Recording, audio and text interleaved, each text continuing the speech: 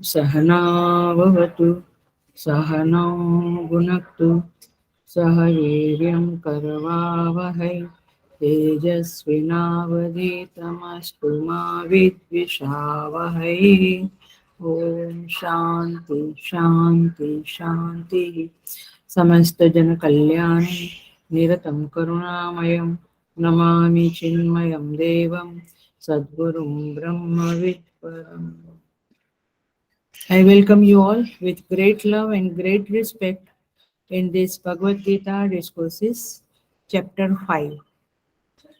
हम पंचम अध्याय में लास्ट क्लास में प्रवेश कर लिया है। आज हम आगे बढ़ेंगे। So 5 shlokas we will chant. ओम श्री परमात्मने नमः। अथ पंचमोऽध्यायः। अर्जुन उवाच सन्न्यासं कर्मणां कृष्ण पुनर्योगं च संससि यच्छ्रेय एतयोरेकं तन्मे ब्रूहि सुनिश्चितम्। श्रीभगवान् उवाच सन्न्यास कर्मयोगश्च निःश्रेयसकरावुभौ तयोस्तु कर्मसन्न्यासात् कर्मयोगो विशिष्यते। नेहः स नित्यसन्न्यासी यो न द्वेष्टि न काङ्क्षति निर्द्वन्द्वो हि महाबाहो सुखं बन्धात् प्रमुच्यते। सांख्ययोगौ पृथक् बालाः प्रवदन्ति न पण्डिताः एकमप्याश्रितः सम्यक् उभयोर्विन्दते फलम्। यत् सांख्ये प्राप्यते स्थानं तद्योगैरपि गम्यते। एकं सांख्यं च योगं च यः पश्यति स पश्यति।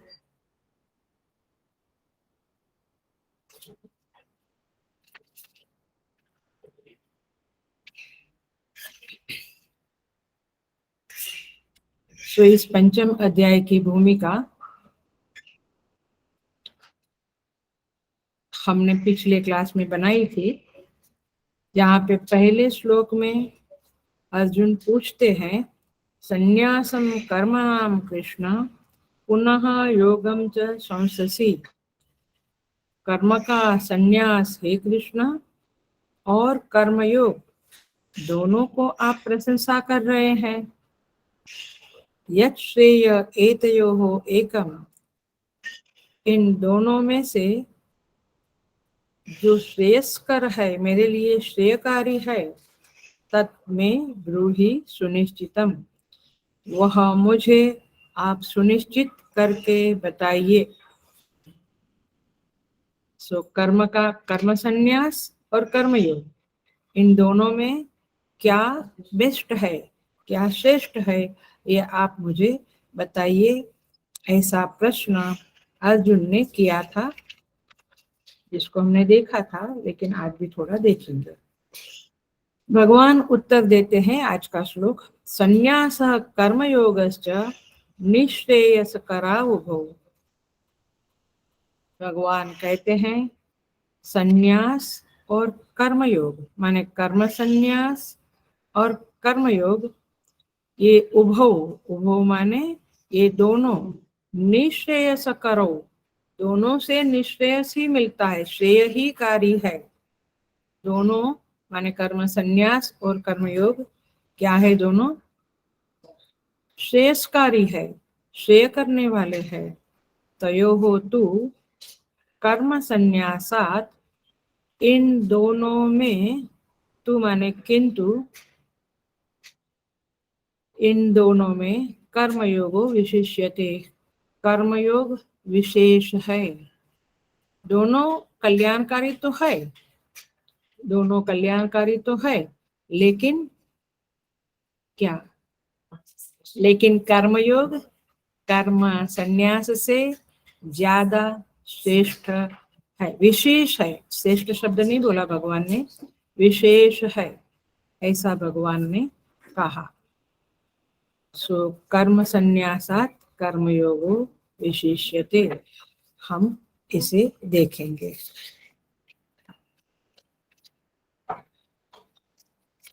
कर्म संन्यास से कर्मयोग विशेष है। कर्मयोग से कर्म संन्यास विशेष है, ऐसा भगवान कहते हैं। यह जो पंचम अध्याय है, तो पहला श्लोक है अर्जुन का, कर्म और संन्यास दोनों की प्रशंसा करते हैं, लेकिन मेरे लिए क्या श्रेष्ठ है, क्या कल्याणकारी है, वो मुझे बताइए। सुनने में आ रहा है? सुनाई दे रहा है? नहीं तो पास में आइए।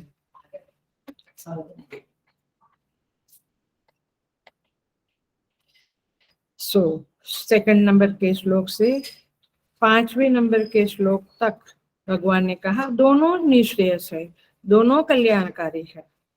ऐसा नहीं कि एक कल्याणकारी है, कर्म संन्यास और कर्मयोग दोनों कल्याणकारी है।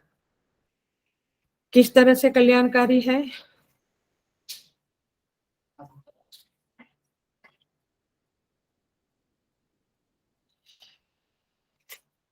दोनों फल दृष्टि से एक ही है, ऐसा यहाँ पे कहा गया है।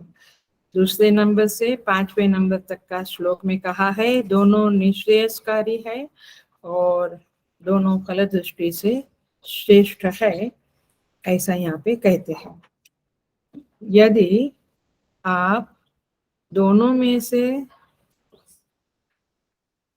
एक में भी स्थिर हो जावे, सम्यक हो जावे, सम्यक तरह से स्थिर हो जावे, तो आपके लिए दोनों कल्याणकारी है, दोनों का एक ही फल होता है। तो इसीलिए यहाँ पे अलग अलग फल नहीं है, ऐसा भगवान बताते हैं। केवल भगवान का ये कहना है कि इनमें से एक साधना में, या तो कर्मयोग या कर्म संन्यास की साधना में साधक को स्थिर हो जाना चाहिए। तो इस तरह से यहाँ पे कहते हैं। छठे श्लोक में और 7वें श्लोक में भगवान कहते हैं कर्मयोग को विविदिशा संन्यास का उपाय रूप बताते हैं। कर्मयोग को कर्म संन्यास का उपाय रूप बताते हैं, ये छठे और 7वें श्लोक में भगवान कहते हैं।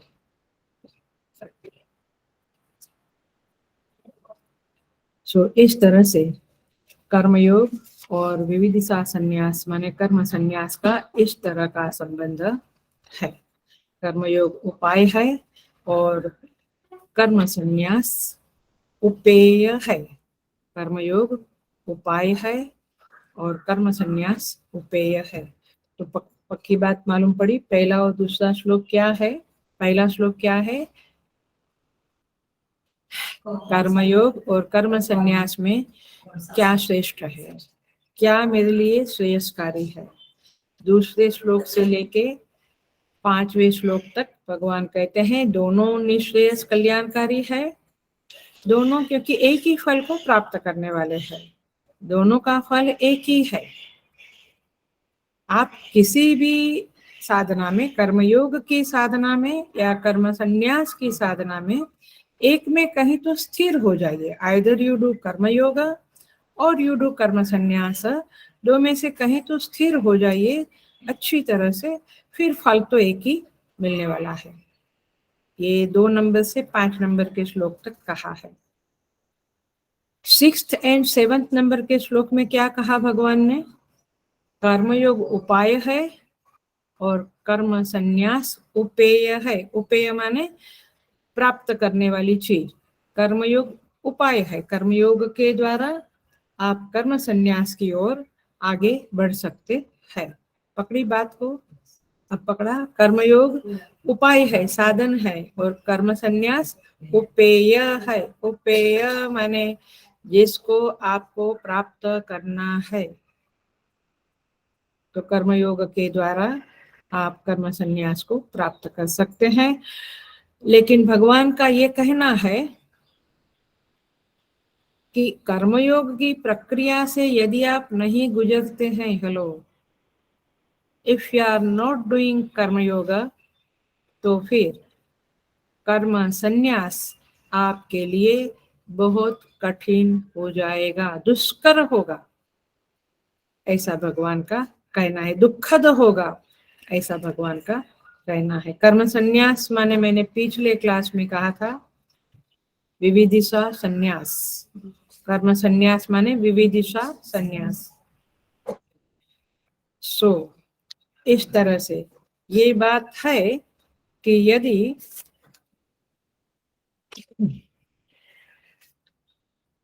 यदि आप बिगिनिंग से ही कर्म संन्यास में है, कई कई लोग 5 साल की उम्र में घर छोड़ के विविदिशा संन्यास लेते हैं, माने संन्यास मार्ग को ग्रहण करते हैं। कोई 10 साल में, हम लोग जैसे 20 साल में, कोई 25, कोई 30। बट जो संन्यास ले लेते हैं जल्दी, उन लोगों का शायद पिछले जन्म में कर्मयोग की साधना पूरी हो गई है, इसलिए उनके अंदर ये योग्यता आ गई है कि वे कर्म संन्यास ले लेवे। संन्यास माने छोड़ देना, लास्ट टाइम बताया था सब कुछ। सो क्योंकि जीव सतत है, जीव मरता नहीं है, शरीर मरता है। तो जीव सतत है, तो पिछले जन्म में जो साधना की है उसको लेकर वो इस जन्म में आता है। तो उसने यदि कर्मयोग पूरा किया है तो बचपन से ही वो संन्यास ले लेता है। बहुत सारे संत लोग हैं जिन्होंने बचपन में ही घर छोड़ दिया। ये स्थूल संन्यास है, मानसिक संन्यास की बात नहीं चल रही है। सो तात्पर्य ये है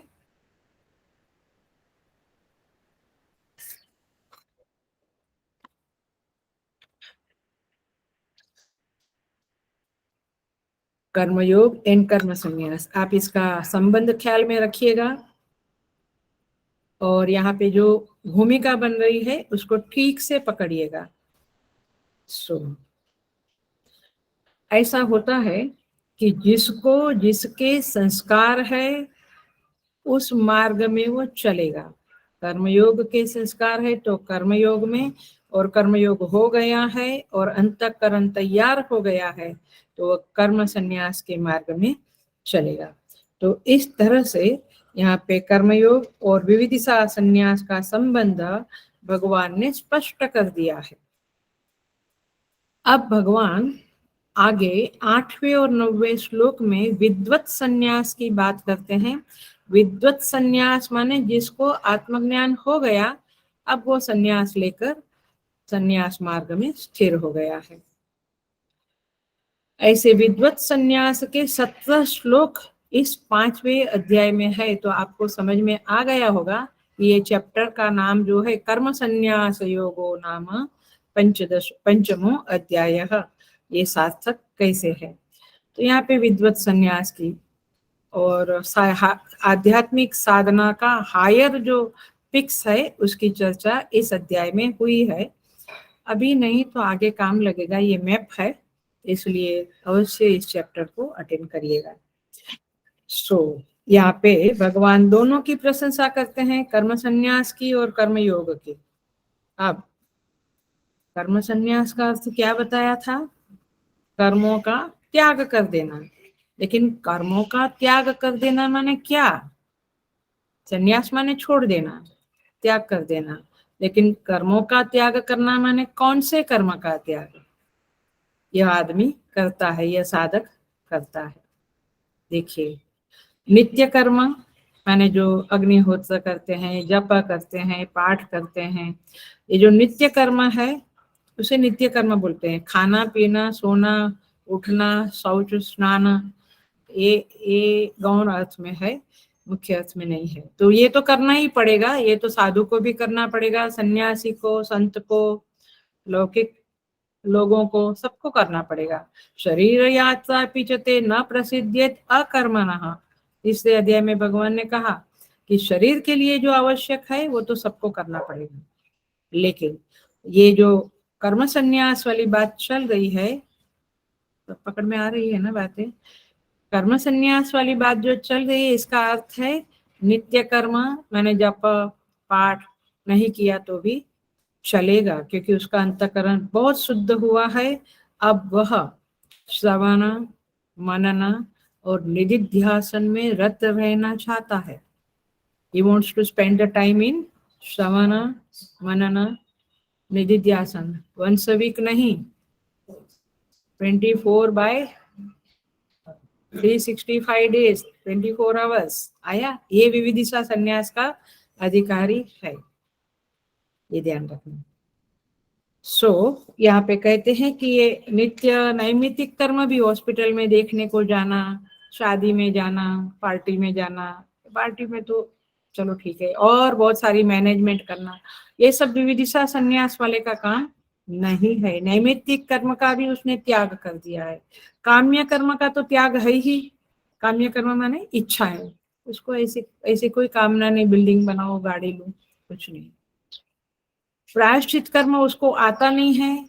आता नहीं माने उसके जीवन में नहीं होता है, क्योंकि वो कर्म ही त्याग कर दिया है, तो प्रायश्चित कर्म कहाँ से आएगा, है? तो इस तरह से इसका जीवन में, विविदिशा संन्यास लेने वाले के जीवन में बहुत ही एकांत प्रिय और इंट्रोवर्ट साधक ही ये कर सकता है। इसलिए मेहरबानी करके कभी नहीं बोलना कि ये लोग कुछ काम नहीं करते हैं, समाज के ऊपर डिपेंडेंट है। They were right to be dependent on samaj, क्योंकि उसी समाज को सुधारने के लिए वे प्रवचन करते हैं, वे शास्त्रों की बातों का प्रचार करते हैं, वे श्रवण मनन निधिध्यासन करते हैं। ये है आपके विविदिशा संन्यास वाले लोग।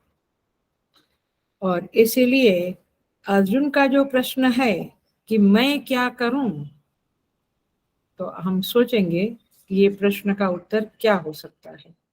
तो अर्जुन कहता है, तन्मे ब्रूहि सुनिश्चितम, आप मुझे निश्चित करके कहिए कि यत् श्रेय, मेरा श्रेय कहाँ है।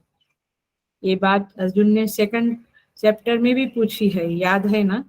कार्पण्य दोषोपहत स्वभाव, पृच्छामि त्वां धर्म सम्मूढ़ चेता, यत् श्रेय स्यात् निश्चितं ब्रूहि तन्मे, शिष्यस्तेऽहं साधिमां त्वां प्रपन्नम्। मैं आपका शिष्य हूँ, मेरा श्रेय किसमें है बताइए। 3rd चैप्टर में भी पूछता है अर्जुन, तदेकं वद निश्चित्य येन श्रेयोऽहम् आप्नुयाम्, मुझे बताइए कि मुझे क्या करना है, कर्मयोग, कर्म संन्यास। तो अर्जुन श्रेय का अभिलाषी है, श्रेय मार्ग का साधक है, ये बात पक्की होती है। और श्रेय का अंडरस्टैंडिंग क्या है? कल्याण। कल्याण माने क्या समझता है? कल्याण माने, देखिए सुन लो, कभी सुना नहीं होगा या सोचा नहीं होगा, लेकिन ये बात मैं कहूँगी आज के क्लास की, ये बात तो बहुत इम्पोर्टेंट है। सारा क्लास ही इम्पोर्टेंट है, क्योंकि ये हम साधक है, तो हमारे जीवन की जो रेखा बनती है कर्मयोग और कर्म संन्यास की, वो रेखा को स्पष्ट करने वाला आज का क्लास है। बहुत बार लोग कहते हैं हम तो घर में सन्यासी है। अच्छा, आप आज के क्लास से समझ लेना कि घर में सन्यासी कैसा होता है। श्रेय शब्द का अर्थ है स्वरूप में विश्राम की प्राप्ति करना। जो अपने अंदर विश्राम चाहता है, माने अंदर की इंट्रोवर्ट साधना से जो विश्राम की चाहना करता है, उसे कहेंगे श्रेय मार्ग का अभिलाषी। पकड़ा, थोड़ा सा पकड़ा बात को। अंदर से माने जप तप चिंतन मनन निधिध्यासन ध्यानम, ये सब करके इंट्रोवर्ट होकर जो विश्राम चाहता है और आगे चल के स्वरूप स्थिति को प्राप्त करता है, वहां वो जो विश्राम है उसे कहते हैं श्रेय मार्ग। आई बात। और अब बड़ी मजेदार बात है, जो आपको बिल्कुल थिंकिंग करने वाले को झकझोर कर डालेगी। यदि आप थोड़े भी थिंकर है तो आप इस पे सोचना। और प्रेयार्थी कौन है? कठोपनिषद में श्रेय और प्रेय शब्द नचिकेता बोलता है, आप देख लेना उधर। तो प्रेयार्थी कौन है? जो परिस्थिति में विश्राम खोजता है, वह प्रेयार्थी है। प्रेय का मार्ग का अनुसरण करता है। प्रिय माने जो मुझे अच्छा लगता है। क्या बोला मैंने? परिस्थिति में विश्राम चाहता है, आप समझ रहे हैं? और अपने मन को ढंढोलिए, हमारे अंदर क्या चलता है? हे भगवान, ये परिस्थिति बदल के ये परिस्थिति आ जावे तो बस, फिर तो मुझे शांति ही शांति। ये बेटा और बहू अलग हो जावे, कई लोग ऐसा कहते तो हमें शांति ही शांति। और कई लोग कहते हैं अम्मा जी कुछ अनुष्ठान बताइए जिससे बेटा बहू अलग ना होवे, उनकी बुद्धि अलग होने की ना हो। Are you getting? So many types of people are there, हर एक का अपना अपना अंडरस्टैंडिंग है, लेकिन आ रहा है ख्याल में? तो आप एक परिस्थिति चाहते हैं, क्या परिस्थिति? बेटा बहू अलग होवे या बेटा बहू साथ में ही रहे। कोई मुझे कहता था मैं तो मेरे बेटे को फॉरेन भेजूंगी ही नहीं आगे पढ़ने के लिए, इधर जो है ठीक है। आया? तो उसको क्या लगता है कि वो मेरे लिए सुखदायक परिस्थिति है। Are you getting? आपको समझ में आ रही है ये बातें? बिल्कुल। तो प्रेय मार्गी, अब हम, हेलो, श्रेय मार्गी है या प्रेय मार्गी है? आया? हर परिस्थिति, ये धूप कहाँ से इतनी जल्दी आ गई? थोड़ा ठंडक होता तो अच्छा होता था, राइट? ये हेल्थ में ये इश्यू क्या आ गया? तो हम क्या कहते हैं, ये हेल्थ को मैं ठीक बनाऊंगा। तो परिस्थिति में मैं आनंद ढूंढ रहा हूँ, विश्राम ढूंढ रहा हूँ। तो इसका अर्थ ये हुआ, इसका अर्थ ये हुआ मैं प्रेय मार्ग का अभिलाषी हूँ, प्रेय मार्ग का साधक हूँ। मुझे शांति तो चाहिए, बट किसमें शांति चाहिए? अच्छी परिस्थिति में, अनुकूल परिस्थिति में मुझे आनंद और शांति चाहिए, विश्राम चाहिए। तो फिर हे साधक, तू प्रेय मार्ग का अभिलाषी है, नचिकेता और अर्जुन की तरह श्रेय मार्ग का अभिलाषी नहीं है। श्रेय मार्ग का अभिलाषी वह है, परिस्थिति जो भी आवे लेकिन वो अपने अंदर विश्राम ढूंढता रहता है।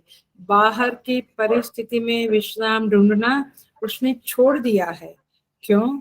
क्योंकि वो जानता है, हेलो, बिल्कुल अटेंशन से सुनना, और बहुत ही सबसे ज्यादा इंपॉर्टेंट पॉइंट बोलने जा रही हूँ। और वह साधक परिस्थिति को अपने विकास का हेतु मानता है, क्योंकि साधक है तो भगवान में अच्छा सा विश्वास है। तो परिस्थिति को क्या मानता है? ये हर परिस्थिति मेरे विकास का हेतु है। इसका मतलब यही हुआ कि अब उसे परिस्थिति बदलने की कोई आकांक्षा नहीं है। आया? और हमारा क्या चलता है? सुबह दोपहर शाम, ऐसा नहीं ऐसा हो जावे, ऐसा नहीं ऐसा हो जावे, कंटिन्यूअस चलता रहता है। तो परिस्थिति में जो है सो है, वो मेरे विकास का हेतु है, ऐसा वह मानता है। और परिस्थिति के द्वारा सुखी होने की इच्छा नहीं रखता है। जो है सो है, जो परिस्थिति है सो है, क्योंकि क्योंकि उसको पता चल गया है,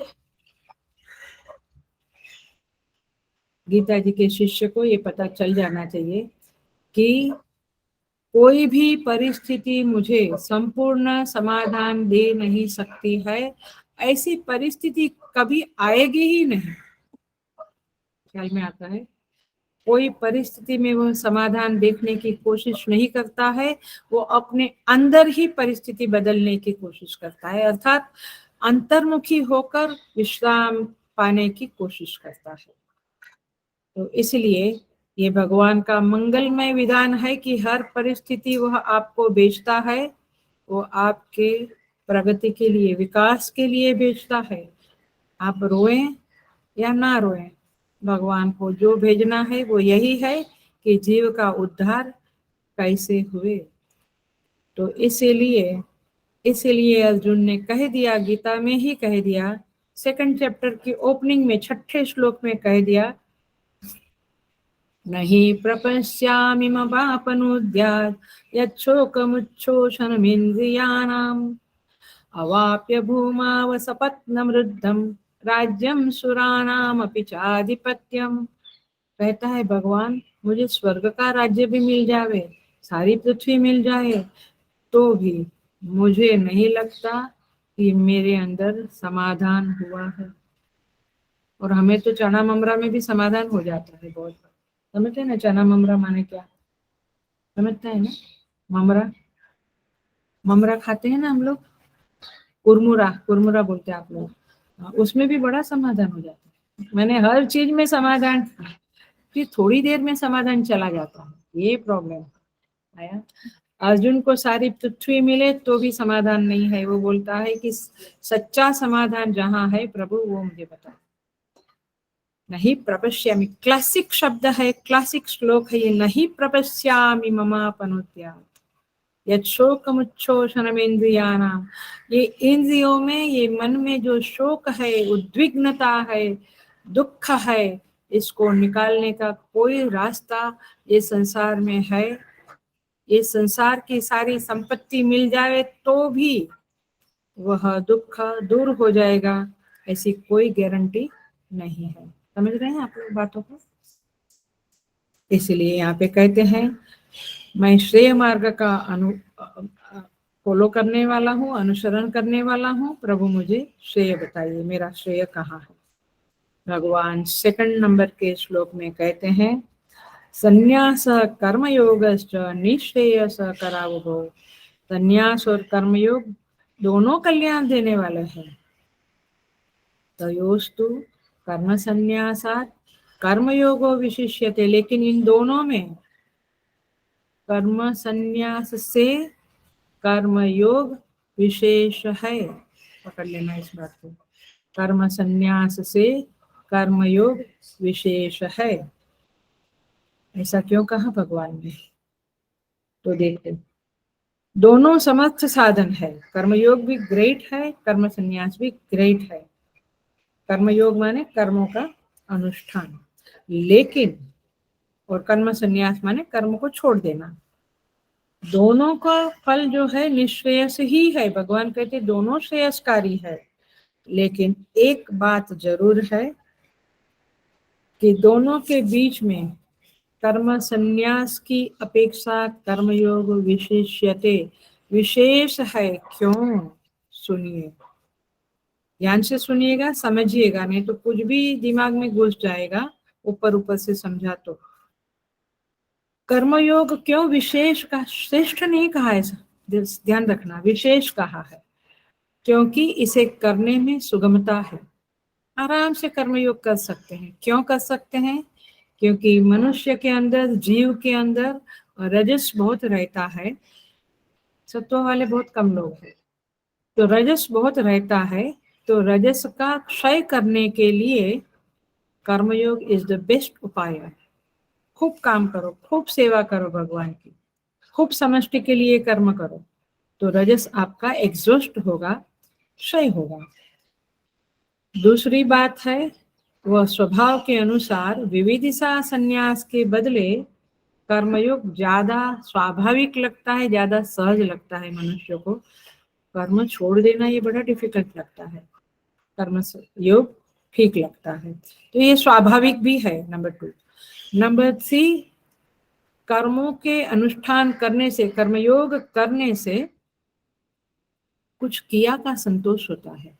कुछ सेवा किया, कुछ समष्टि के लिए कर्म किया, उसका संतोष होता है ना, सृजन का संतोष होता है। चौथा है अंतःकरण का परिष्कार अवश्य होता है, माने अंतःकरण शुद्धि अवश्य होती है यदि आप सच में कर्मयोग कर रहे हैं। तो केवल आपकी मान्यता है, बट वास्तव में शास्त्र के मुताबिक कर्मयोग नहीं होता है, तो पूरा जीवन सेवा करने के बाद भी आप वैसे के वैसे रह जाते हैं, because you have not understood the crux of कर्मयोग।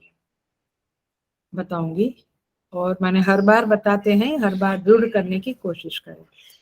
और 5वां है विविधिशा संन्यास की प्रिपरेशन कर्मयोग है, माने योग्यता। विविधिशा संन्यास की माने कर्म संन्यास की योग्यता कर्मयोग देता है। इसीलिए karmayoga is a must in the life of a sadhak. So ये एक बात हुई, क्या कर्मयोग विशेष क्यों है, तो ये आंसर मिला आपको। और एक बात सुन लीजिए ध्यान से, किसी भी वस्तु की विशेषता, किसी भी वस्तु की विशेषता किसी की अपेक्षा से होती है। With respect to something, something is better, something is विशेष, स्पेशल। आया, ऐसे ही स्वयं में कुछ विशेष नहीं है, बट किसी की अपेक्षा से कोई चीज बेटर है। इसका ड्रेस और इसका ड्रेस में इसका ड्रेस बेटर है, क्यों? क्योंकि उसकी अपेक्षा से हम कहते हैं कि इसका ड्रेस बेटर है। आया, इसका घर बेटर है, वॉट एवर। सो साधन करने वाले की अपेक्षा से कोई साधन, अन्य साधन विशेष होता है। तो यहाँ पे किसकी अपेक्षा से भगवान जवाब दे रहे हैं? अर्जुन की अपेक्षा से। माय गुडनेस, अर्जुन की अपेक्षा से भगवान जवाब दे रहे हैं।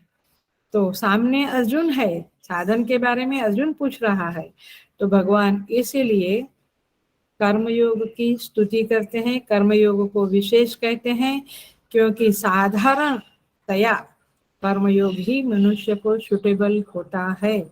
इसलिए ये स्तुति का प्रयोजन इतना ही है कि सामने कौन पूछ रहा है आपको, जिसके जिसके प्रश्न है उसके प्रश्न के मुताबिक उस व्यक्ति को आंसर देना चाहिए। तो इस तरह से कर्मयोग जब परिपक्व होगा, अभी तो अर्जुन को युद्ध की आकांक्षा है, इस मोमेंट में वो युद्ध से पीछे हट कर रहा है, बट अभी तक तो उस युद्ध में विजय पाने के लिए सारी तपस्या की है, बहुत मंत्रों का अनुष्ठान किया है, तैयार हो गए हैं, रणभूमि में धनुष बाण लेकर तैयार है। तो इसका मतलब है कि उसके अंदर रजस है, उसको कर्मयोग के ही साधना देनी चाहिए। इसीलिए भगवान कर्मयोग का अनुष्ठान को विशेष बताते हैं। आप लोग अपना अपना देखना, वेयर आर यू स्टैंडिंग। कई लोगों का तो कर्मयोग ही शुरू नहीं हुआ होता है। कर्मयोग माने क्या, मैं अभी आती हूँ, वापस आती हूँ। कर्मयोग माने तीसरे श्लोक में हम और डीप में जाएंगे, बट कर्मयोग का सिंपल अर्थ होता है परमेश्वर की प्रीति के लिए किए गए कर्म, भगवान प्रसन्न होवे ऐसे कर्म, अर्थात समष्टि के लिए किए गए कर्म, दूसरों को सुख देने के लिए किए गए कर्म को कर्मयोग कहते हैं। स्वार्थ के लिए जो कर्म किए जाते हैं उसे कर्मयोग नहीं कहते हैं। सो कितना हम कर्मयोग करते हैं ये हर व्यक्ति अपना अपना जानता है। सो इसीलिए जो निवृत्ति पानी है, कर्म संन्यास पाना है, जहां आप श्रवण मनन निधिध्यासन अच्छी तरह से कर सकते हो, ये निवृत्ति, ये कर्म संन्यास श्रवण मनन निधिध्यासन की जननी है। आप सारा कुछ करते हुए थोड़ा कुछ पढ़ लेते हो, माने बिजनेस भी करते, घर का भी देखते और संबंधों को भी संभालते हो, हॉस्पिटल, शादी, पार्टी, सब कुछ निभाते हुए, आया ख्याल में, कर्मयोग बहुत ज्यादा नहीं हो सकता है। सो जब कर्मयोग परिपक्व होता है तब कर्म संन्यास होता है, और उसमें श्रवण मनन निधिध्यासन की मेन साधना होती है। हमें नहीं पता, लेकिन हम अपने जीवन में देखते हैं कि जब कर्मयोग परिपक्व हुआ तो सिचुएशन बनती है, और उस सिचुएशन ने हमें गणेशपुरी से चिन्मय मिशन में डाल दिया। हम कुछ नहीं करते हैं मेरे प्रभु, हम कुछ नहीं करते, वो ऊपर वाला जानता है कि कब कर्म परिपक्व हुए, कर्मयोग परिपक्व हुआ, और तब वो सिचुएशन डाल के जहां श्रवण मनन निधिध्यासन की साधना है ऐसी संस्था में डाल देते हैं। तो ये जो बोल रहे हैं हम और शास्त्र में जो लिखा है उसका बिल्कुल अनुभव है, बहुत बातों के अनुभव है, और इसलिए कन्विक्शन के साथ हम बोल रहे हैं कि जब आपका कर्मयोग पूरा होगा, पिछले जन्म का हो या इस जन्म का हो, तब आपको श्रवण मनन निधिध्यासन की सुविधाएं अपने आप मिल जाएगी। और इसीलिए हर परिस्थिति को विकास का हेतु मानने के बाद, इस मान्यता दृढ़ हो जाने के बाद आपको दिखने लगेगा कि हाँ, ये परिस्थिति मेरे विकास का ही हेतु है। मैं तो महाअज्ञानी छोड़ना नहीं चाहती थी वहां का स्थान, कभी छोड़ना नहीं चाहती थी, लेकिन धीरे धीरे मालूम पड़ता है कि परमेश्वर कितना दयालु है और कैसे वो दूसरी परिस्थिति देकर हमारे विकास को आगे बढ़ाने में करुणा करता है। तो इसीलिए यहाँ पे कहते हैं निवृत्ति कर्म संन्यास की योग्यता देता है कर्मयोग जब परिपक्व होगा, या धीरे धीरे जैसे परिपक्व होता है आपको धीरे धीरे श्रवण मनन निधिध्यासन मिलता है। परंतु आप यदि कर्मयोग के ही अधिकारी हो, अभी कर्मयोग ही मेच्योर नहीं हुआ है, परिपक्व नहीं हुआ है, तो फिर आपको कहा जाएगा आप कर्मयोग के ही अधिकारी हो, कर्मयोग ही विशेष है, ऐसा कहा जाएगा। कोई बच्चा 12th में है और उसको मेडिकल में जाना है या MBBS करना है, वो पूछेगा कि 12th इज बेटर और MBBS इज बेटर, क्या बोलेंगे आप? 12th इज बेटर, 12th ही विशेष है बेटा, MBBS नहीं, अभी 12th ही तेरे लिए बेटर है। तो इस तरह से विशेष शब्द का अर्थ यहाँ इस तरह से कहा गया है। कई बार हम लोग भी मूर्खता में कुछ कुछ सेवाएं मांगते हैं, बट हमें कुछ कुछ सेवाएं मिलती है क्योंकि गुरुजन जानते हैं कि हम कहाँ खड़े हैं और हमारे लिए क्या सेवा अच्छी है। मुझे 12 साल तक पुस्तक को हाथ लगाने की मना थी गणेशपुरी आश्रम में। Everybody was going to the library and reading, I was not allowed. तब पता नहीं था कि गुरुजन जल्दी जल्दी कर्मयोग पूरा करवाना चाहते हैं, क्योंकि आगे यही मिलने वाला था कि आप दिन भर पढ़ाई करो, यदि ताकत है तो दिन भर श्रवण मनन निधिध्यासन करो, एक नहीं 3 क्लास लो, आपकी ताकत बढ़ती है। तो तात्पर्य ये है कि गुरु लोग ज्यादा जानते हैं हमसे, एंड गुरुजनों के जरिए परमेश्वर हमारी उंगली पकड़कर हमें साधना मार्ग में आगे बढ़ाते हैं। तो इस तरह से यहाँ पे ये कर्मयोग और कर्म संन्यास की साधना के बारे में बताया। हम आगे आ जाते हैं, तीसरे श्लोक में प्रवेश कर लेते हैं।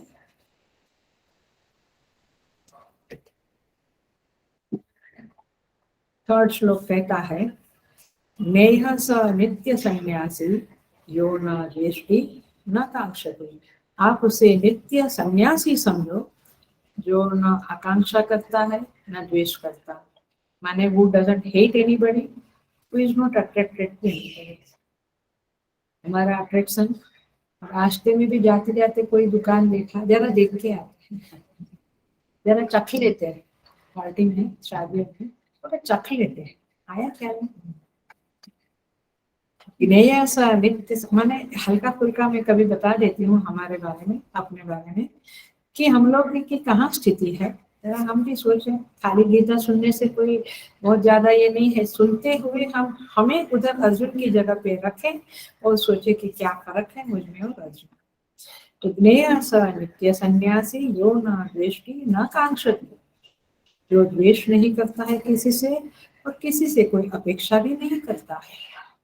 निर्द्वंद्वो ही महाबाहो, भगवान कहते हैं हे अर्जुन हे महाबाहो, वह निर्द्वंद्व होता है, उसके अंदर द्वंद्व नहीं है। द्वंद्व माने अनुकूलता प्रतिकूलता का प्रभाव।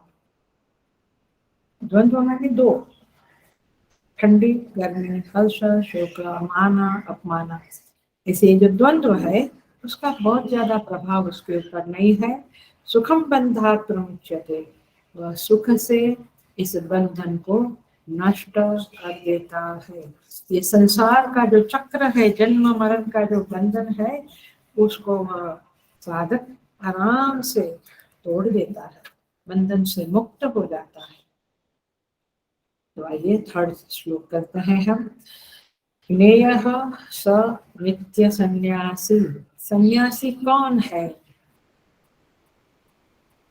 यो न द्वेष्टि न कांक्षति, बस बढ़िया से बढ़िया डेफिनेशन है। यदि जो भी सन्यासी लोग हैं उन्हें, अथवा आप संसार में भी सन्यासी जैसा जीवन बिताने की कोशिश कर रहे हैं, आप कहते हैं कि हम तो घर में सन्यासी की तरह रहते हैं, तो जरा सा इस लिटमस टेस्ट को देखिएगा। क्या है, यो न द्वेष्टि न कांक्षति, बस इतना पता था। सो द्वेष और राग, राग और द्वेष ये दोनों भाई भाई है। राग बड़ा भाई है, द्वेष छोटा भाई है, क्योंकि जहाँ राग होता है वही द्वेष हो जाता है। आप देखिएगा जीवन में, देखिए राग बहुत प्रकार के होते हैं, बताने की जरूरत है। बच्चे से राग, पति से पत्नी से राग, कपड़े से राग, घर से राग, गाड़ी से राग, धन से राग, पद प्रतिष्ठा से राग, पाठ करने से राग, हर चीज में राग रहेगा। तो जब राग है तो फिर वो जब छिन जाती है चीजें या कम हो जाती है तो द्वेष अवश्य उत्पन्न होता है। जो अरे सिंपल, हम जहाँ बैठते हैं पाठ में, सपोज बड़ा आश्रम है और रोज आप एक जगह पे बैठते हैं, उस जगह पे और कोई बैठ गया तो अथवा आपको कहा जाए कि थोड़ा ये बाजू बैठिएगा, आज आप सुना अनसुना कर देते, वही जगह का भी राग, हर चीज का राग रहता है। वो नहीं, जबरदस्त राग होते हैं हमारे। और फिर कोई उस जगह पे बैठ गया, उसके प्रति कैसे देखते हैं, मुझे एक्शन नहीं करना है, मुझे एक्शन नहीं करना है, बट मुझे, आप लोग को पता है, ये तो मैंने आश्रम की बात करी, घरों में भी वही है। आप रोज कपड़े धोते हैं, वो बर्तन घसती है, एक दिन उसने कपड़े धो डाले तो मैंने बहुत सारी चीजों में राग द्वेष बना रहता है। तो यो ना द्वेष की ना कांक्षति, वो कोई इच्छा नहीं करता है। अरे खाने की तो इच्छा करेगा, स्नान की इच्छा करेगा, मैंने न कांक्षति ऐसा कैसे बोलते हैं आप? फिर तो मरा हुआ आदमी है कि जो कुछ भी नहीं चाहता है। ऐसा नहीं है। इस पंक्ति को, न द्वेष्टि न कांक्षति, इस पंक्ति को आप जीवन में कैसे उतारे, मैं 5 बातें बताऊंगी, आप ध्यान से सुनिए। 5 पॉइंट्स, पॉइंट टू पॉइंट ऐसे नहीं बोलूंगी, अथवा मैंने आप पकड़ते जाना। तो जीवन में कैसे उतारा जाए, पहला, सबसे पहला बेसिक जो उपाय है कि हम कैसे न राग करें न द्वेष करें जीवन में। आई थिंक गीता के साधक को 5 अध्याय पढ़ लिया या 5 माला कर दी या थोड़ा 1 घंटा सेवा करके आया, उससे संतोष नहीं मानना चाहिए। मानो संतोष, लेकिन आगे बढ़ना है कि उस सेवाओं का, उस जप का, उस पाठ का फल मुझे मिला कि नहीं मिला। फल क्या है? फल क्या है? ना द्वेष्टि ना कांक्षति। हेलो, फल मुझे मिला कि नहीं? जिंदगी भर जप किया, तप किया, लेकिन राग वैसा ही रहा, द्वेष वैसा ही रहा, कोई अर्थ नहीं उसका। मतलब समझदारी से साधना नहीं हो रही है, इतना ही हम कहेंगे। तो पहला है, जिसको ये स्थिति को प्राप्त करना है, राग और द्वेष से मुक्त होना, मुक्त नहीं तो कम से कम डाइल्यूट करने की साधना करनी है। उसको सबसे पहला ये करना है कि वरण प्रभु का करना है। माने जो सिलेक्शन है, जो चॉइस है जीवन में, क्या माने किस बात का मुझे, क्या बात मुझे चाहिए। जैसे बच्चे होते हैं तो कहेंगे इसमें एडमिशन चाहिए, फिर कहेंगे गोल्ड मेडलिस्ट होना है, फिर कहेंगे बड़ी कंपनी में जॉब चाहिए। ये वर्ण किया ना उन्हें, वर्ण माने चूज करना, CHOOC, चूज करना। आप जीवन में क्या चूज करते हो? तो पहला ही साधना है, परमात्मा का वर्ण करे, माने मुझे परमात्मा ही चाहिए। नंबर 1 पे, नंबर 2 पे, नंबर 3 पे परमात्मा ही चाहिए। जब ये बात होगी, ये वर्ण होगा, तो इसे कहेंगे शुद्ध वर्ण है। और इस शुद्ध वर्ण के कारण आप राग द्वेष रहित की स्थिति को प्राप्त कर सकोगे, अथवा राग द्वेष डाइल्यूट करने की स्थिति को प्राप्त कर सकेंगे। और इसीलिए शरीर यात्रा के लिए जो चाहिए वो चाहिए, खाना चाहिए, कपड़ा चाहिए, रहना चाहिए, एक छोटा सा घर चाहिए, चाहिए। लेकिन शरीर यात्रा पिचते न प्रसिद्धियत अकर्मणः, शरीर यात्रा के लिए जो चाहिए वो चाहिए मिनिमम, लेकिन उसके अलावा किसी भी चीज की अपेक्षा न करना। हेलो, ये क्या है? राग द्वेष कम करने का पहला उपाय है, बेसिक फाउंडेशन है, ये उपाय होना ही चाहिए। और ये इंटरनल सब अंतर्मुखी साधना की साइन है, ये किसी को नहीं समझेगा, ये हमें अपना समझेगा। तो जिसका वर्ण विशुद्ध है, निर्मल है, और परमात्मा के सिवा और कुछ नहीं चाहिए, प्लस परमात्मा ही मेरी प्रायोरिटी है। प्रायोरिटी समझता है, दो काम है उसमें, अपन एक काम फटाफट कर लेते हैं क्योंकि उसकी प्रायोरिटी है, सत्संग की प्रायोरिटी है, तो बाकी के काम को साइड पे रखते हैं। तात्पर्य ये है कि परमात्मा ही प्रायोरिटी है, परमात्मा ही वरण है, तब जाकर राग द्वेष को कम होने का द्वार खुलता है। हेलो। और इसीलिए राग माने क्या? राग माने समझ लो सुखानुशयी राग। ये बिल्कुल पक्का कर लो, मैं तो बरसों से क्लास में बताती रहती हूँ, शायद सारे क्लास वाले लोगों को तो याद आ ही जाएगा। सुखानुशयी राग, सुख जहां से मिलता है वहां राग हो जाता है। बिल्कुल ये स्टेटमेंट है, ये सिद्धांत है। इस सिद्धांत में अमेरिका में अलग है, चाइना में अलग है, नहीं, ये सिद्धांत सारी मानव जाति के लिए, सारे जीवों के लिए ये सिद्धांत पक्का है।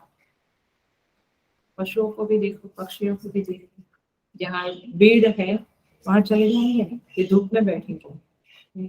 अनुभव माने जहाँ सुख मिलता और वहीं पे राग हो जाता है, माने वही पसंद में आ जाता है, और फिर आदमी उसी की शोध में घूमता है।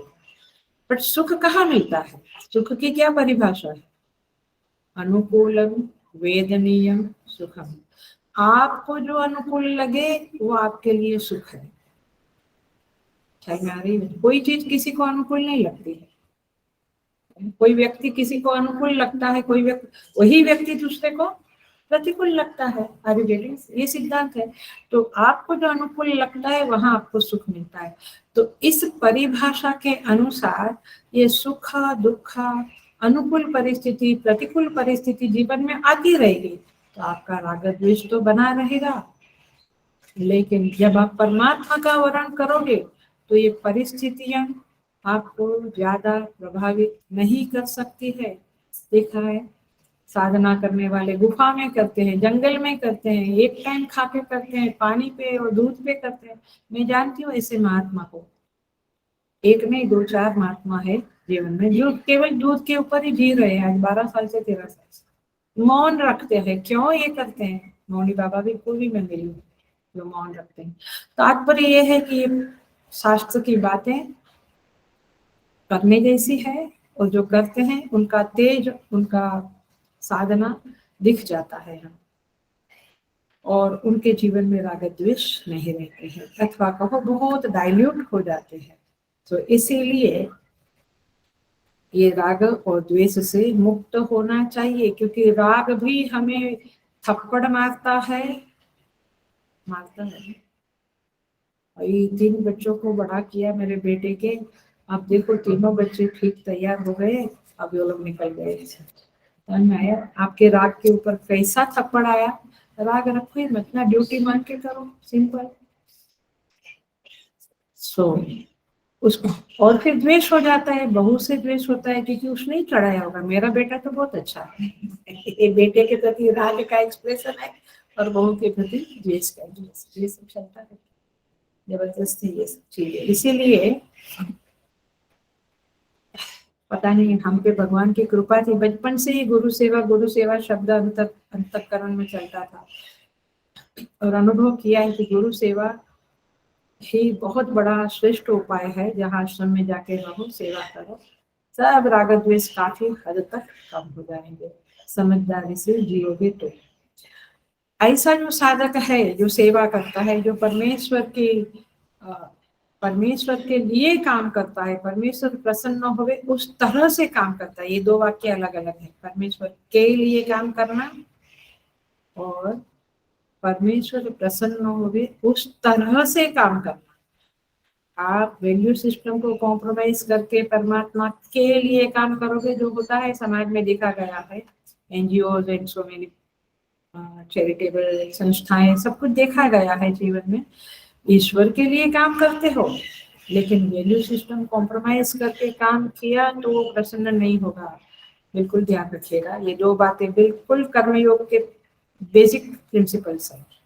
ईश्वर के लिए काम करना अर्थात समष्टि के लिए, जगत के लिए, जीवों के लिए, और वे प्रभु प्रसन्न होवे वैसे, माने वैल्यू सिस्टम के साथ उसको कॉम्प्रोमाइज ना करते हुए, जीवों की हिंसा ना करते हुए, माने सत्य अहिंसा इत्यादि का पालन करते हुए जब हम काम करते हैं तो उसे कर्मयोग बोलते हैं। और ऐसा साधक राग की और द्वेष की उपेक्षा करने में, माने इग्नोर कर देता है वो राग वाली चीज, रागास्पद को भी इग्नोर करता है, द्वेषास्पद को भी इग्नोर करता है, जबकि हम उसको चिपक के रहते हैं, होता है ना? हम उसको छोड़ना नहीं चाहते। जो राग वाला चीज है, कपड़ा है, व्यक्ति है, घर है, सब कुछ परिस्थिति है, हे भगवान ये परिस्थिति छूटे नहीं, अब ऐसे ही हम रहे, ऐसे नहीं रहते हैं। कब बदल जाता है कुछ पता नहीं चलता है। अरे तेरा अंतःकरण ही कब बदल जाता है पता नहीं। कुछ समय बाद कहते हैं अब मैं आश्रम में नहीं जाऊंगा, बहुत सेवा होगी, बदल गया। समझ में आती है बात है, यू नेवर नो। तो इसीलिए बेस्ट उपाय तो लगता है उनके चरण को पकड़ के रखो, बस यही विश्राम की जगह है और यही विश्राम पाने का उपाय है। ऐसी व्यक्ति का चित्त, मैं एक ये लिटमस टेस्ट सब दे रही हूँ इसीलिए कि हम अपनी टेस्ट कर लें, और हमारे अंदर यदि कुछ भ्रम है कि मैं बड़ा कर्मयोगी, मैं बड़ा कर्म संन्यासी, मैं बड़ा, तो थोड़ा सा ठीक ठाक हो जाएगा।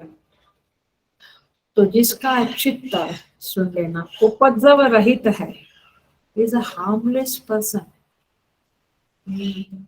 हार्मलेस, निरीह, बिल्कुल उसका चित्त स्वयं भी उपद्रव रहित है और उसके द्वारा किसी के चित्त में उपद्रव नहीं होता है। हेलो, सोचिए हम, हमारे कारण कितने लोगों के चित्त में उपद्रव होता है, हमें पता भी नहीं होता है। हम सोचते भी नहीं है कि मेरे कारण किसी के चित्त में डिस्टर्बेंस हुआ, फिर तो आप साधक नहीं हो, आप साधक ही नहीं हो, कर्मयोगी तो दूर की बात है। तो चित्त उपद्रव रहित होता है, स्वयं का चित्त और दूसरों के चित्त को भी शाता देता है, उपद्रव रहित रखता है, उनका सन्निधि,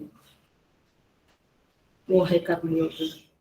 असाधारण प्रशांति होती है उसके चित्त पे, शांत रहता है उसका चित्त, एकाग्रता होती है उसके अंदर। तो ये सारे जो लक्षण है ये कर्मयोगी में होने चाहिए अथवा होते हैं। और कब होगा? जब जिस साधक को ओनली एंड ओनली भगवान की प्राप्ति, भगवान के दर्शन की तमन्ना हो जाती है, वो उसके लिए दूसरी कोई चीजों की अपेक्षा मायने नहीं रखती है, और द्वेष भी वो नहीं करता है। वो सोचता है कि क्यों मैं मेरे चित्त को मलिन करूं। यहाँ तो ऐसी जिद्द होती है कि दिखा के रहूंगा, सुना के रहूंगा। कहाँ खड़े हैं हम? तो इसीलिए यहाँ पे ये सारी कंडीशंस है, और विवेक की गरिमा उस साधक में दिखती है, उसके अंदर विवेक दिखता है, what is better, what is wrong, what is right. उसका व्यवहार बैलेंस्ड होता है, संतुलित होता है। तो ये सारी चीजें कर्मयोगी के जीवन में आती है। तो ये पहला पॉइंट बताया, वरण शुद्धि होनी चाहिए, तब जाके न द्वेष्टि न कांक्षी। अब देखिए दूसरा पॉइंट बताते हैं, 5 मिनट है। दूसरी बात यह है कि आप ये अपेक्षा न रखें कि राग और द्वेष टोटली 100% शून्य हो जाएंगे। नहीं, किसी के जीवन में नहीं होते, अंतःकरण में थोड़ा तो पड़ा रहता है। इसलिए भगवान श्री कृष्ण 3रे अध्याय में अर्जुन को कहते हैं, इंद्रियस्यार्थे रागद्वेषौ व्यवस्थितौ तयोर्न वशमागच्छेत् तौ यस्य परिपन्थः। गुड।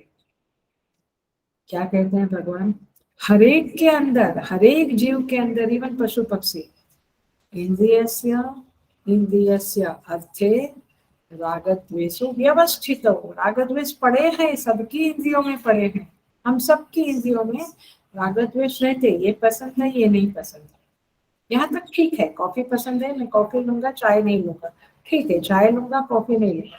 ये पसंद ना पसंद एक थोड़ा सा ठीक है, लेकिन उसके कारण यदि कुछ उपद्रव हम करते हैं तो फिर वो राग कहलाएगा, वो द्वेष कहलाएगा।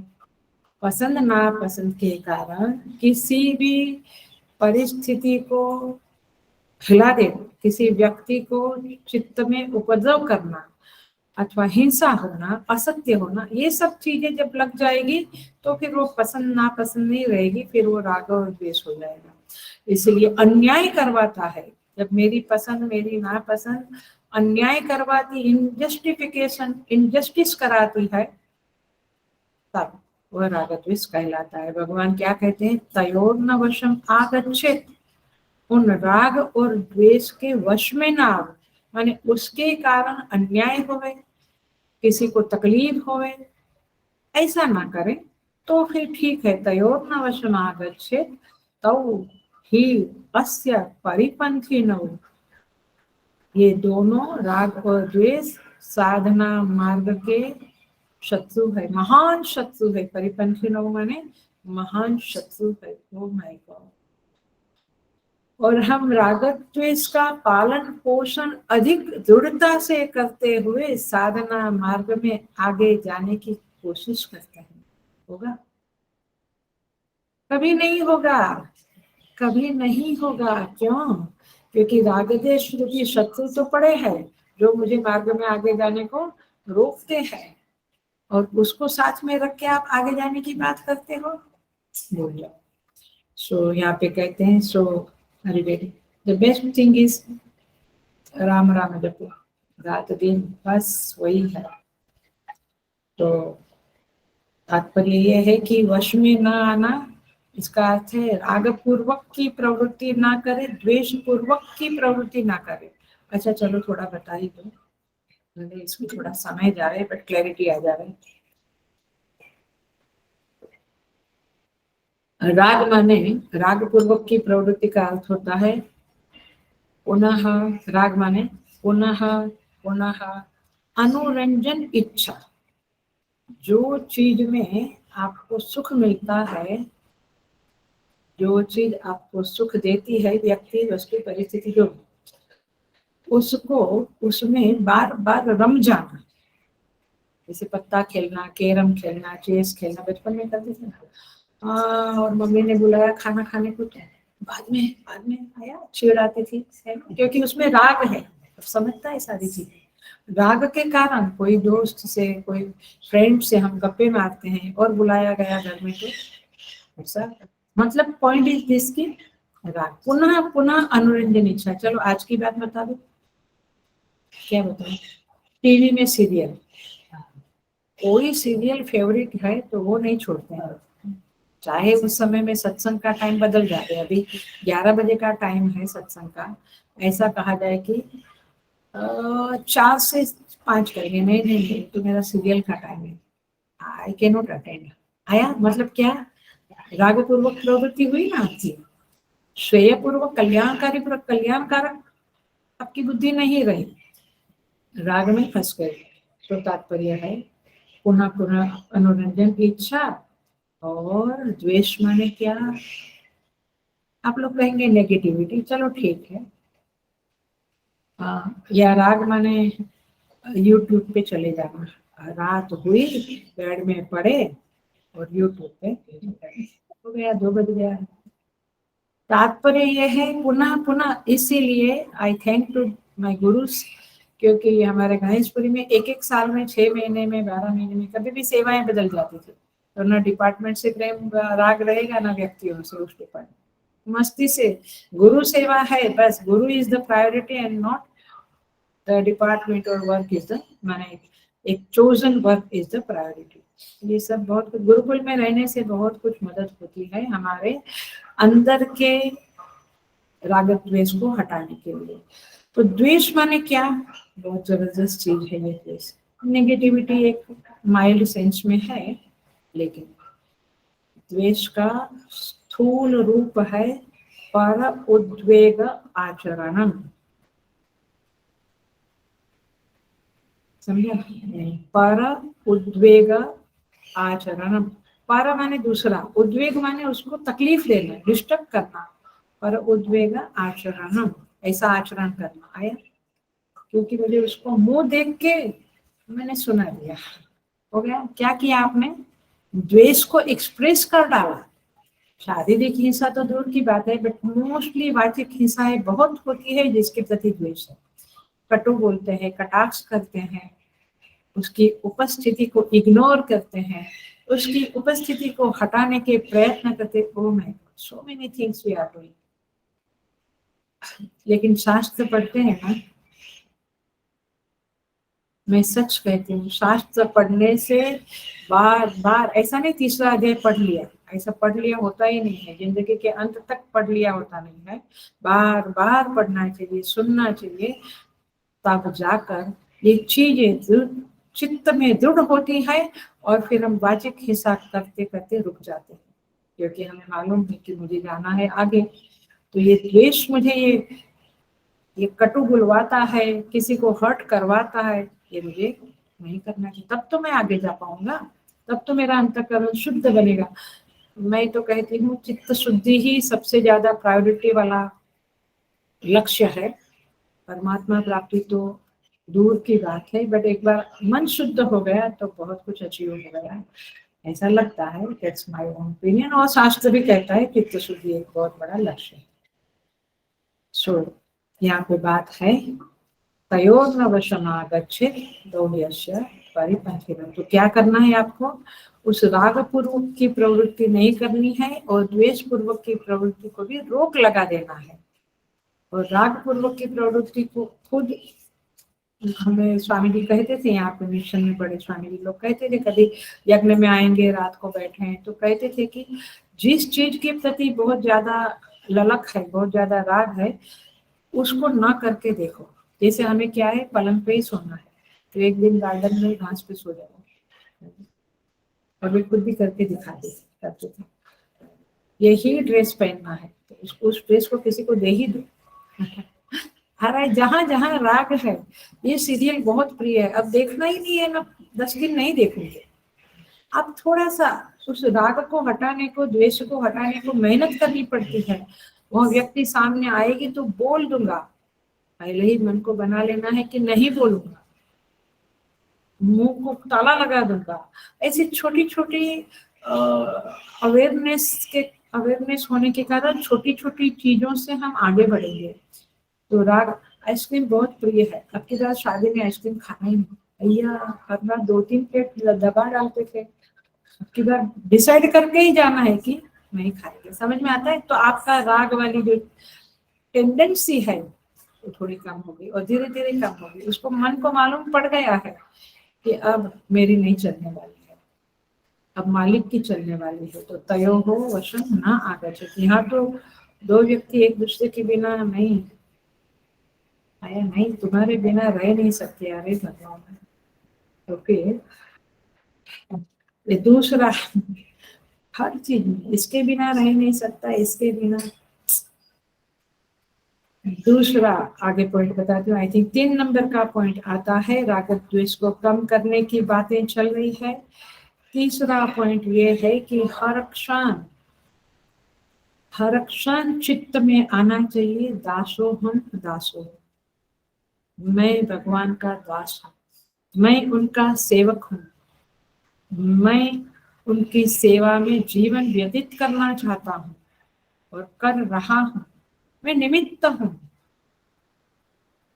हम क्या करते हैं, मैं अपनी आइडेंटिटी क्या रहती है, मैं उनकी पत्नी हूँ, ये मेन आइडेंटिटी, या मैं उसकी माँ बच्चे की, या मैं ऑफिसर हूँ, या मैं गृहस्थ हूँ, कुछ ना कुछ आइडेंटिटी बनी रहती है। लेकिन क्या आइडेंटिटी बनानी है, दासो हूँ। आप घर के लिए खाना बनाओ, लेकिन आपको क्या अंदर साधना क्या करनी है, मैं उनका सेवक हूँ, उनकी आज्ञा है कि घर के लोगों के लिए खाना बनाओ, तो मैं बनाऊँ। Simple twisting the thinking, twisting the understanding इस कर्म योगा। ख्याल में आता है? तो इसीलिए मैं भगवान का सेवक हूँ, मैं जो कुछ भी कर रहा हूँ उनकी सेवा के रूप में कर रहा हूँ। इतना भी आप सोचे तो भी देखना कितना फर्क पड़ जाता है। नहीं, मैं मेरे पति के लिए, उनको ये पसंद है ना, इसलिए उनके लिए बना रहे, हो गया कल्याण। फिर इधर कितना झाड़ू लगाया, कोई ज्यादा फर्क नहीं पड़ेगा। आया अंदर से जो ट्विस्टिंग नहीं होगी, अंदर से क्या बोलेंगे, शिफ्टिंग नहीं होगी, ट्विस्टिंग के बदले shifting is a better word.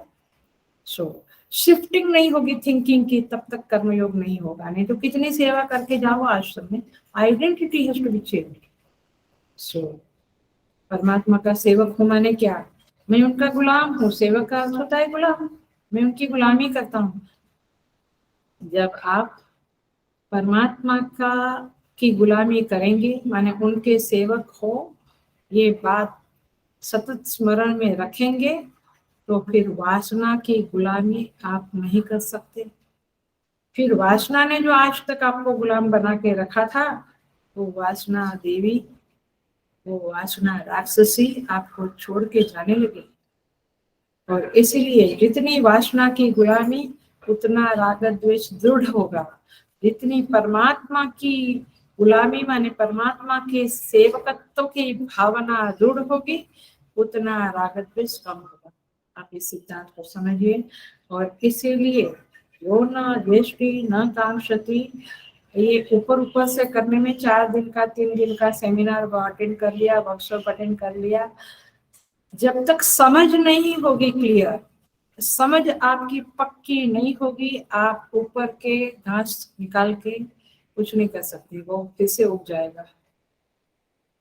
आइए बात, इसीलिए हम 10 मिनट क्या कहते हैं, अहम ब्रह्मास्मि, दिस एंड दैट, बहुत कुछ आप कहते रहते। मैंने ठीक है, वो साधना भी ठीक है, लेकिन वो भी अच्छी है, बट वो समझदारी के साथ करने से फिर ठीक हो जाएगा। अहम ब्रह्मास्मि, अथवा मैं ब्रह्म का सेवक हूँ, भगवान का सेवक हूँ। तो इस तरह से जब आप भगवान की सेवा में, गुरु सेवा में लगेंगे, तो हर बार आपके मन के मुताबिक सेवा नहीं मिलेगी। आपके मन के मुताबिक वो ऑफिस पे नहीं मिलेगी, कहीं और जगह पे मिलेगी, बहुत कुछ होगा। लेकिन जो कुछ है मेरे प्रभु का भेजा हुआ है, और इसलिए वो मेरे विकास में मददगार है। ये ईश्वर के सेवक को हमेशा याद रखना चाहिए और इस तरह से आगे बढ़ना चाहिए। तो कर्मयोग की कृपा यह है, यदि समझदारी से किया तो राग द्वेष के शासन से छुटकारा मिलेगा, और फिर आप खुद समझेंगे कि वो मुझे बहुत शांति लग रही है। सो इस तरह से ना द्वेष्टि ना कांक्षति। चौथा पॉइंट, 5वां पॉइंट, कर्मयोगी का मूल चरित्र तो किंकर है। किंकर माने दास, किम करो मैं क्या करूं, आप जो बोलेंगे मैं करूंगा। वो इतना बोलना भी बहुत कठिन है, वेरी कठिन, दिखता है बहुत बार। क्या बता रहे, हमारे खुद के अंदर भी दिखता है, बाहर भी दिखता है कि बात ऐसी करते हैं लेकिन अंदर कुछ और रहते, तुरंत कहते नहीं नहीं ऐसा नहीं, ऐसा ऐसा नहीं, ऐसा। जो दासो हम, ये पहला भाव है। किसी क्रिया को कर्मयोग नहीं करते हैं। हेलो, बिल्कुल पकड़ लो, बिल्कुल लिख लो। क्रिया को मैंने समष्टि के लिए मैं कर रहा हूँ, ये क्रिया को कर्मयोग नहीं कर कहते हैं, अथवा कहते हैं तो गौण रूप में कहते हैं, क्योंकि मैं उनका दास हूँ और जो सेवा मुझे मिलती है वह मैं प्रेम से करूंगा, डेडिकेशन से करूंगा। ये जो समझ है, ये जो भावना है, वही आपको कर्मयोगी बनाती है। आश्रम में झाड़ू लगाना भी कर्मयोग है, और ऑफिस में मैनेजर बन के बैठना भी कर्मयोग है। तो कर्मयोग आपके संसार के अंदर जो हीन कर्म और श्रेष्ठ कर्म वाली बातें हैं, उससे कर्मयोग नहीं बनता है। कर्मयोग इस समझ से बनता है कि मैं उनका सेवक हूँ, जो सेवा मुझे मिलती है मैं करूँगा और डेडिकेटेडली करूँगा, तब आप कर्मयोगी बनते हो और दिन रात मैं उनका सेवक हूँ। जैसे शादी किया तो अब स्त्री क्या कहती है, कन्या हूँ कहेगी, कन्या हूँ मैं ऐसा कहेगी, वो क्या कहेगी, मैं इनकी पत्नी हूँ। अब ये मैं उनकी पत्नी हूँ, मैं उनकी पत्नी हूँ, रात दिन थोड़ा याद करना, बाय हार्ट करना पड़ता है। इट इज एक एस्टेब्लिश हो गया है। वैसे मैं उनका दास हूँ, ये एस्टेब्लिश हो गया है। और ये ज्यादा सुविधाजनक, जब आप आश्रम में डेडिकेट हो जाते हो तो फिर ये स्वाभाविक हो जाता है कि मैं मेरे गुरु का सेवक हूँ, सिंपल। सो घर में नहीं होता है बहुत बार, क्योंकि घर में क्या होता है, नहीं मेरे हस्बैंड ने कहा तो अब मुझे वहाँ जाना पड़ेगा, मैं आश्रम में सॉरी अभी 1 महीना के लिए नहीं आ सकता। समझ में आया बात? हो गया? तो आश्रम में जो डेडिकेटेड है उसके लिए सहज साधना हो सकती है। और 5वां पॉइंट है, करके पूरा करते हैं। जो कर्मयोग की साधना करता है जीव, जो साधक, वह, क्योंकि कर्मयोग में कर्म है और कर्म विधि निषेधात्मक रहते हैं, ये करना चाहिए नहीं करना चाहिए ऐसा शास्त्र ने कहा है, तो कहीं ना कहीं कुछ ना कुछ गलती हो जाती है। तो 5वां पॉइंट ये है कि कर्मयोगी के साधक को पछतावे का भाव जरूर आता है और आना चाहिए। यदि जो सच्चा साधक है वो अपनी गलती को एक्सेप्ट करेगा और माफी भी मांगेगा, लेकिन वह अपनी गलती को जस्टिफाई करने की जो कोशिश है वो करेगा तो फिर वो कर्मयोगी नहीं होगा। क्योंकि कर्मयोग माने मैं सेवा करता हूँ ना, तो फिर मैं अपनी गलतियों को जस्टिफाई कर लेता हूँ, वो नहीं चलेगा। Then you are not a karmayogi. जो लोग भी सेवा करते हैं समझे कि इसको कर्मयोगी नहीं कहते। भगवान को ये पसंद नहीं है। यू आस्क फॉरगिवनेस, आप माफी चाहो, आप पछतावा करो, लेकिन अपने वासनानुसारी कर्म को उचित ठहराने की कोशिश और प्रयत्न ना करें, फिर आप कर्मयोगी नहीं होगे।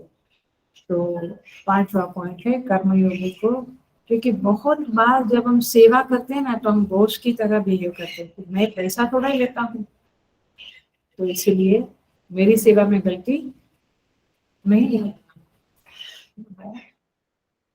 और फिर मन में द्वेष आता है, अहंकार थोड़ा फुफकार लेता है कि सेवा करते हैं, सेवा में गलतियां निकालेंगे, क्योंकि आप निषेधात्मक कुछ किया है, मैंने रॉन्ग किया, तो आपकी गलती हुई है।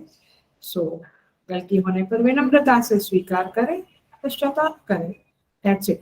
तो ये जो 5 पॉइंट बताए हैं, इसमें बहुत कुछ सोचना। ये कर्मयोगी के बनने के लिए मैं कर्मयोगी सच्चे अर्थ में बनूं, तो ये 5 कंडीशन को मैं ध्यान में रखूं। इसीलिए इन दैट सेंस आज का क्लास बहुत इम्पोर्टेंट है, क्योंकि आपको एक पूरा क्या बोलते हैं प्रकाश मिलता है, आपको अपने कर्मयोग के रास्ते के ऊपर प्रकाश मिलता है। फिर कर्मयोगी जब बन जाते हैं तब कर्म संन्यास की बातें आती हैं, इसको हम अगले क्लास में कहेंगे। और निर्द्वंद्वो ही सुखम बंधात प्रमुच्यते, निर्द्वंद्वो ही महाबाहो सुखम बंधात प्रमुच्यते।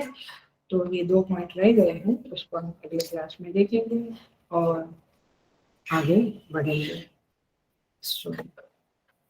आज यहाँ पर पूर्णमिदं पूर्णात् पूर्णमुदच्यते पूर्णस्य पूर्णमादाय पूर्णमेवावशिष्यते। ओम शांति शांति शांति। हरि ओम। श्री गुरुभ्यो नमः। हरि ओम।